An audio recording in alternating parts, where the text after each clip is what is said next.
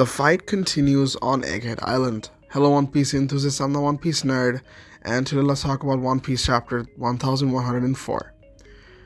The punch that Kuma threw was so satisfying. Oh my god. And it's very reminiscent of the punch that Luffy threw to Charlos back at Sabaody, again going to show the parallels between the two arcs, which Oda does quite often, and I am very proud of it.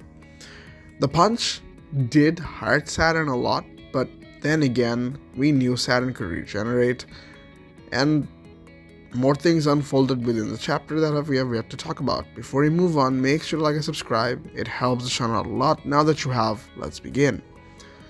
That punch is a good start to the chapter. That punch goes to show how resilient Kuma is, and of course how willpower beats even the hardest of science.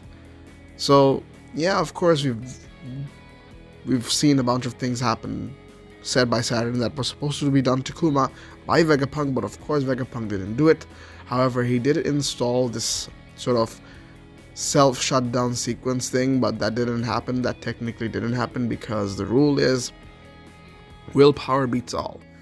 Kuma's will to save Bonnie, Kuma's will to not particularly get revenge but save Bonnie and help Bonnie at the time of need basically overruled every science that Vegapunk had. And it's another thing to add. It's another thing that goes to show again that Haki eventually will overpower all. No matter how strong of a devil fruit you have, no matter how many devil fruits you have, which is showing a foreshadowing between Blackbeard and Luffy, perhaps even Eam and Luffy. It goes to show that your willpower, your resilience will basically get you to the top of the world. It's hammered on again through Oda, and I believe this will be a constant over the next few arcs and of course until the end of story. Now, aside from that, of course, we can just talk about Frankie being such a Giga Chad. Frankie has at this point decided to fight an emperor. He rolled over an emperor, and now he's decided to fight. First, he I think decided to fight Kizaru back at Sabaody.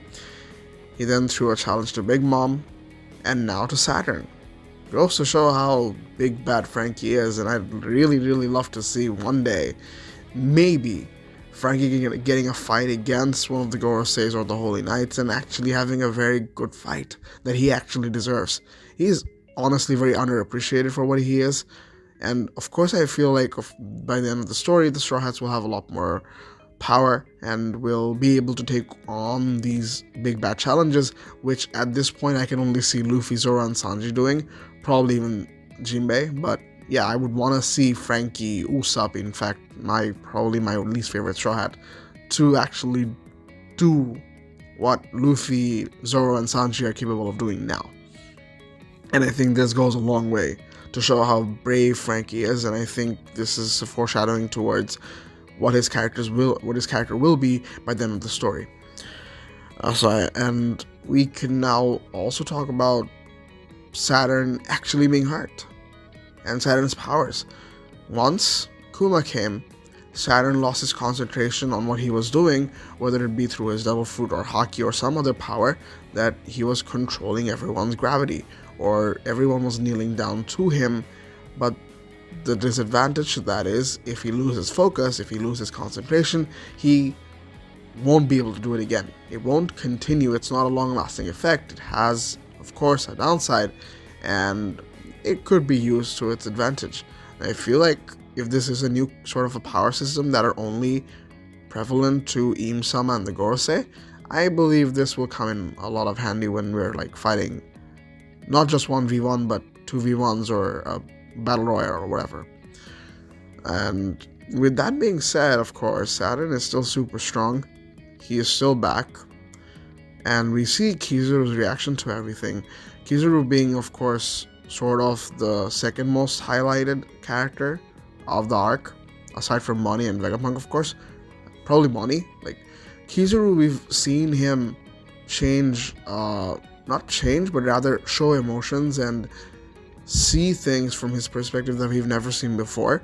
And this time around, he seemed to be relieved at a point when Kuma came and saved Bonnie, and he was actually relieved. And then when Saturn came back, he started showing his colors of Marines, which again goes to show that he's a very confused character.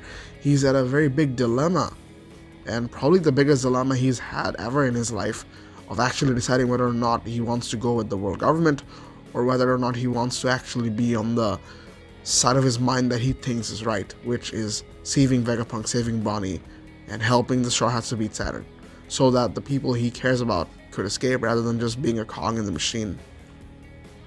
And last but not least, we could see Vegapunk talk about the Buccaneers again. And Buccaneers, of course, they've been built up like this.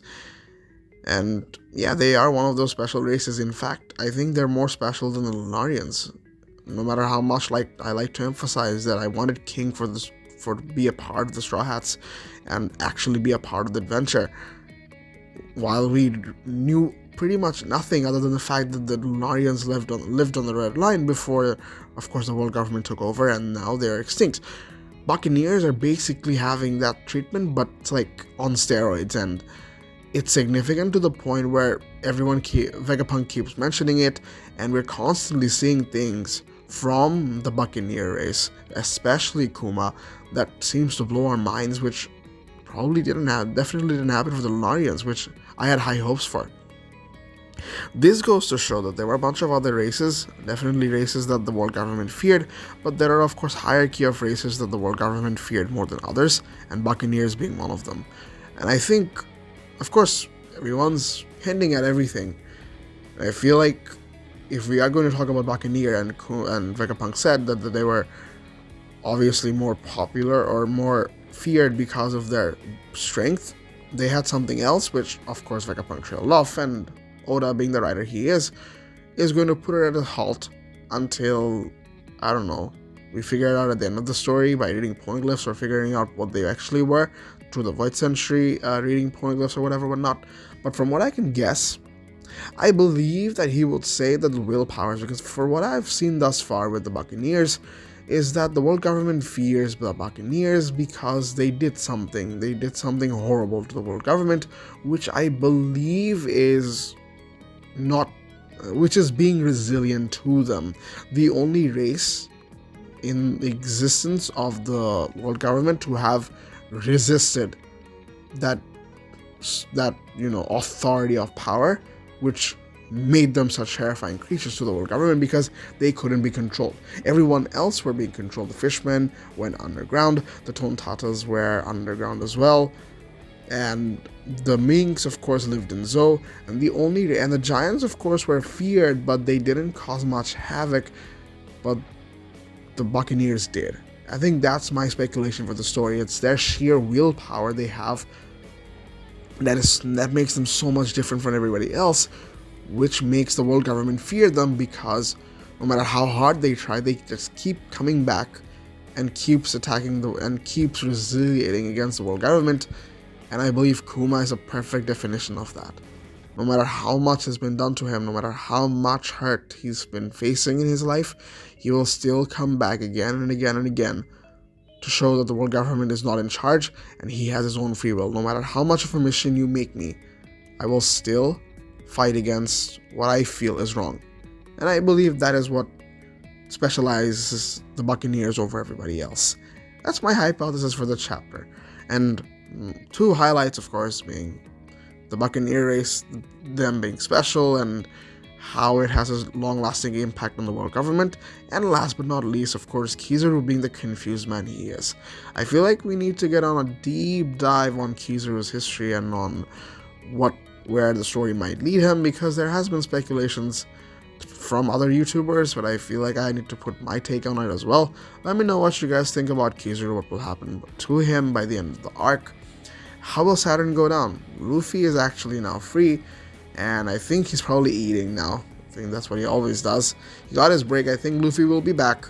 Someone has to deal with Saturn, and things are not over yet. It's gonna keep on getting more interesting, and I'm in for the ride. If you guys enjoyed, make sure to like and subscribe.